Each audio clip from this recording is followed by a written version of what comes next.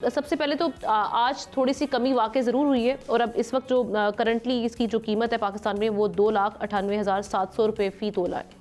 लेकिन ये जो गोल्ड प्राइसेस हम देख रहे हैं कि आजकल हाई हो रही है रिसेंटली, इसकी रीज़न क्या है? और वन ऑफ द रीज़न आप ये भी समझते हैं जो एक इस वक्त ट्रेड एंड टैरिफ वॉर जो शुरू हुई है ग्लोबली, कहीं ना कहीं उसका भी एक इम्पैक्ट है?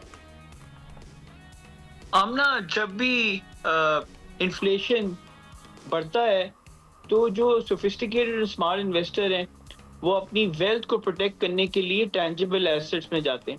जब मैं टैंजिबल एसेट्स की बात करता हूँ तो मैं बात करता हूँ gold, silver, real estate, arts, agriculture, इसमें जाते हैं।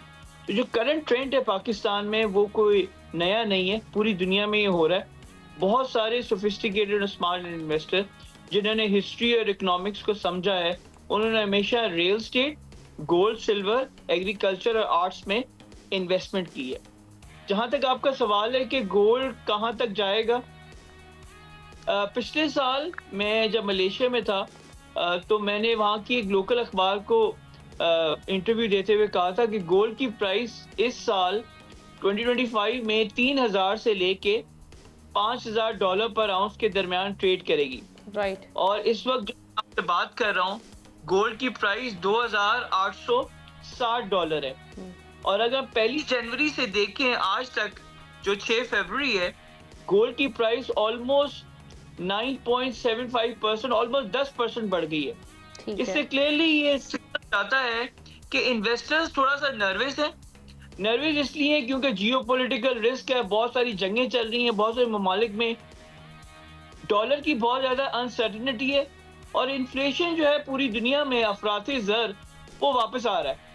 तो जब भी इन्फ्लेशन होता है तो जो इन्वेस्टर हैं वो अपनी वेल्थ को प्रोटेक्ट करने के लिए, अपने आप को हेज करने के लिए वो गोल्ड, सिल्वर और रियल एस्टेट में और एग्रीकल्चर में इन्वेस्ट करते हैं ताकि उनकी वेल्थ को कोई इतना ज्यादा नुकसान ना हो। बेसिकली ये जो फैक्टर्स जिन पर इन्हिसार होता है गोल्ड प्राइसेस का, उनमें आप ये कह रहे हैं कि जियोपॉलिटिकल सिचुएशंस आ जाती हैं आपकी, उसके अलावा इन्फ्लेशन ये एक बड़ा मेजर फैक्टर है जिसकी वजह से गोल्ड प्राइसेस हाई होती हैं।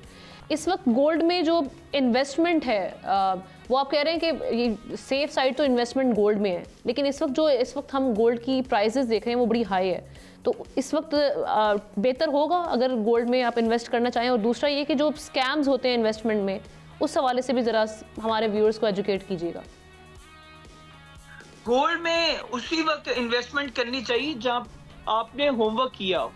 और मैंने जो भी है गोल्ड सिल्वर के बारे में पिछले 1999 से मैं फॉलो कर रहा हूँ। मेरी वालदा और मेरी 7 आंट्स और मेरी 35 फीमेल कजन्स ये इन्वेस्ट ही करती हैं गोल्ड में, सिल्वर में और रियल एस्टेट में, क्योंकि जब भी हालात ख़राब होते हैं तो real estate, gold and silver और एग्रीकल्चर ये आपको हमेशा रिटर्न दे के जाता है। और गोल्ड का ताल्लुक डायरेक्टली जो है वो यूएस डॉलर से।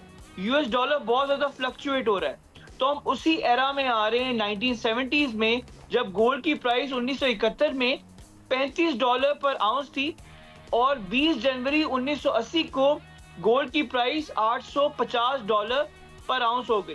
तो ये बहुत बड़ा रिटर्न हो गया लोगों के लिए। तो उस जमाने 1970s में स्टैगफ्लेशन था। बहुत सारे जो लोग जो आपको फॉलो करते हैं प्रोग्राम को, वो उसको सुनेंगे और उससे इस्तेफादा हासिल करेंगे ताकि वो जो अनडॉक्यूमेंटेड इन्वेस्टमेंट स्कीम्स हैं उसमें वो ना इन्वेस्ट करें जो 100% रिटर्न और 20% रिटर्न और 40% रिटर्न्स की बात कर रहे होते हैं, बल्कि वो टेंजिबल एसेट्स में जाएं।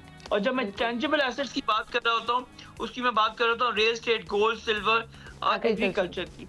और मेरा ख्याल है आपने ये प्रोग्राम बहुत टाइमली किया है, क्योंकि पाकिस्तान में बहुत सारी खवातीन जो हैं और मर्द हजरात भी हैं वो इस वक्त गोल्ड में, रियल एस्टेट में, सिल्वर में और एग्रीकल्चर कमोडिटीज में इन्वेस्टमेंट करने में उन्होंने अपना एक लॉन्ग टर्म व्यू रखा हुआ है जो एक बहुत सॉलिड है।